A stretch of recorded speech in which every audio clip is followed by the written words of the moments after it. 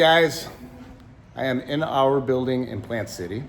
Just a quick walk around to explain our system. Okay, on the outside walls here, these are 2x6s made of 16 gauge steel, okay? Galvanized steel, no rust. 18 gauge on our partition walls with an air gap in between. The biggest way to break sound is to break the string between the two cups. If you think of that when you were a kid, you break the string, okay? Trusses, 18 gauge up here, web trusses. Plenty of room to run all your MEPs. And what we do to break the string for the sound is we're using a Maxtera concrete board. It's MGOS, so sulfate board with a 2-hour fire rating. That's coming out. It's coming out here. They just passed the test last Friday. And we put our flooring on top of that. But then what we do is we run what they call resilient channel. And I'll do a whole thing about this, about resilient channel and how that works. But what resilient channel does is it breaks in between the trusses, runs perpendicular to this, and it's resilient. It bounces, okay? It kind of flaps like this. So when you put your drywall on it, if you think of like jumping around in a boxing ring, that's like what it's like.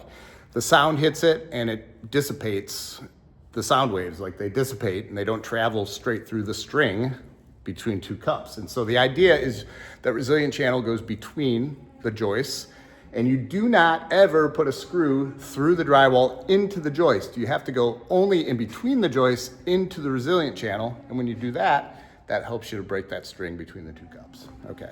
Then we have 20 gauge non-load bearing right here. All of this stuff, guys, 100% of this panelized, okay?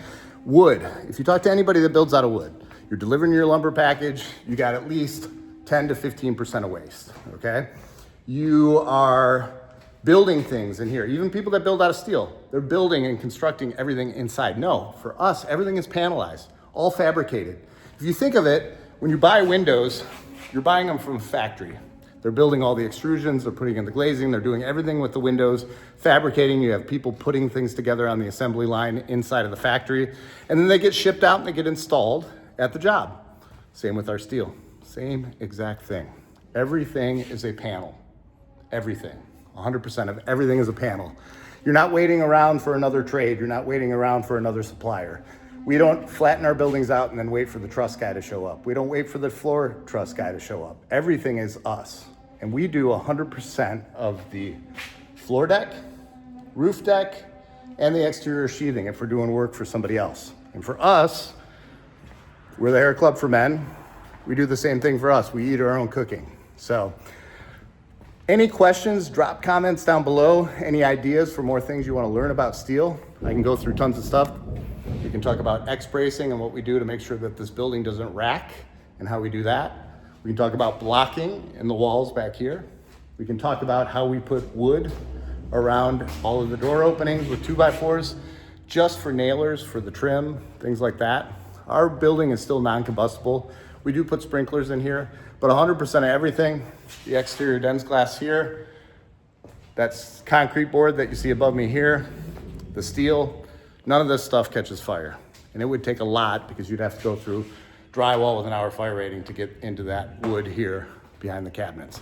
So our cabinets, our trim, and our doors is the only wood inside of this building. Everything else, non-combustible steel, structural, non-structural, 100% from the slab all the way up through the roof. So thanks for listening, guys. Like, subscribe below. Trust me.